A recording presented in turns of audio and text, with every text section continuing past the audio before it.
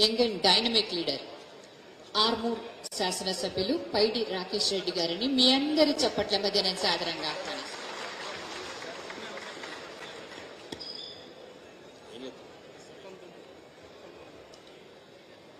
సభకు నమస్కారం. ఎందుకంటే జూపల్లి కృష్ణారావు గారు అదే మాట చెప్పమన్నాడు, అందరు పేర్లు అర్థం చెప్పారు కాబట్టి. గౌరవనీయ మంత్రివర్యులు, మరి ముఖ్యంగా నిజామాబాద్ జిల్లా రైతు మహోత్సవానికి వచ్చిన రైతు సోదరులందరికీ నా యొక్క నమస్కారాలు. అన్న, నేను ఇక్కడ రాజకీయ నాయకుడిగా ఎమ్మెల్యేగా మాట్లాడటానికి రాలేదు, 2 నిమిషాలు మాట్లాడతాను. రైతు బిడ్డగా మాట్లాడతాను, రైతుగా మాట్లాడతాను.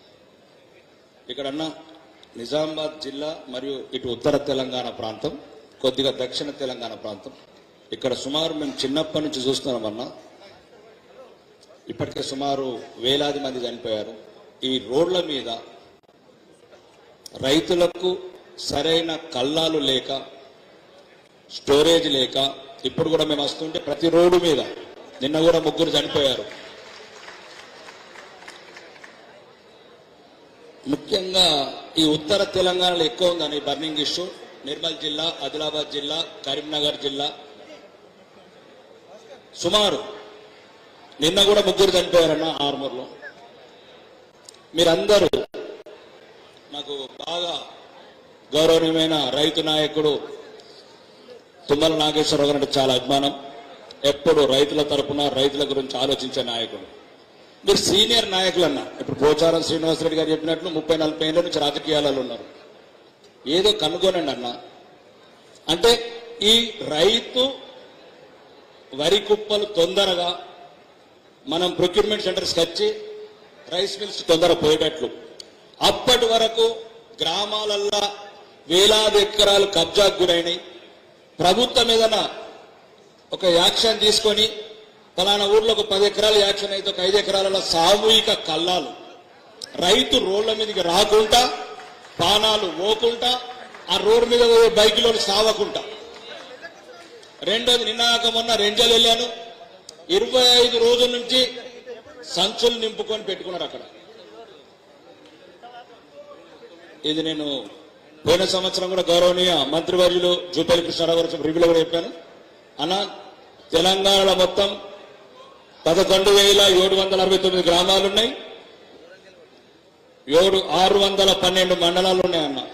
వరేసినప్పుడే కాంటలు ఎన్ని అవసరం, బ్యాగులు ఎన్ని, సంచులు ఎన్ని అవసరం, అవి అప్పుడే ప్రొక్యూర్ చేసి మండల్ వైజ్ గా అగ్రికల్చర్ ఆఫీసులో వీలైతే స్టోరేజ్ రూమ్స్ కట్టాను. రైతు కళ్ళం మీద, రోడ్డు మీద అడ్లున్నప్పుడు కూడా సంచులు వస్తలేవు అన్న కొన్ని చోట్ల. దాన్ని ఎవరు తప్పు పట్టట్లేదు. ఆ వైపు కొద్దిగా మీరు దయచేసి సీనియర్ నాయకులు, మా నిజామాబాద్లో బాగా తీవ్రంగా ఉంది.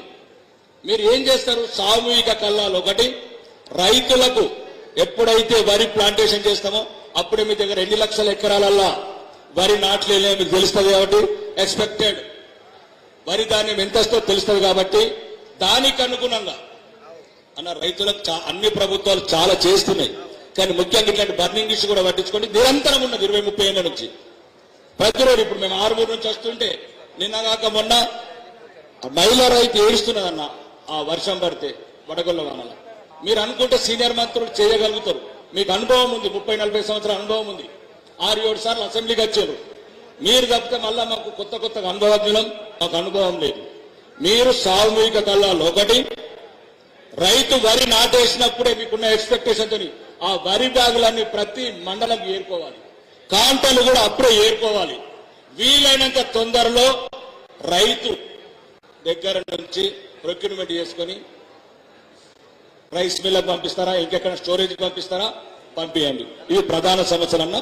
ఇంకా ముఖ్యంగా ఈ రైతులు ఇప్పుడు ఏదైతే వడ్లు తూకం వేసి ఇస్తున్నారో కొద్దిగా వీలైనంత తొందరగా డబ్బులు వేయడానికి ప్రయత్నం చేయండి. అక్కడక్కడ రైతులు ఫోన్లు చేస్తున్నారు. రెండోది, ఏదైతే ప్రభుత్వం రైతుల పక్షాన 500 బోనస్ ప్రకటించో అది కూడా వీలైనంత తొందరలు ఇవ్వండి. ఇంకేదైనా మీరు రైతుల తరఫున రైతు భరోసా లాంటి స్కీమ్లు ఏవైతే ఉన్నాయో కొద్దిగా తొందరగా ఇచ్చి రైతులకు సరైన సమయంలో పెట్టుబడి సాయం చేయాలని కోరుకుంటూ ఈ అవకాశం ఇచ్చిన మీ అందరికీ, మరి సీనియర్ మంత్రులకు, వేదిక మీద పెద్దలందరికీ ధన్యవాదాలు తెలుపుకుంటున్నాను.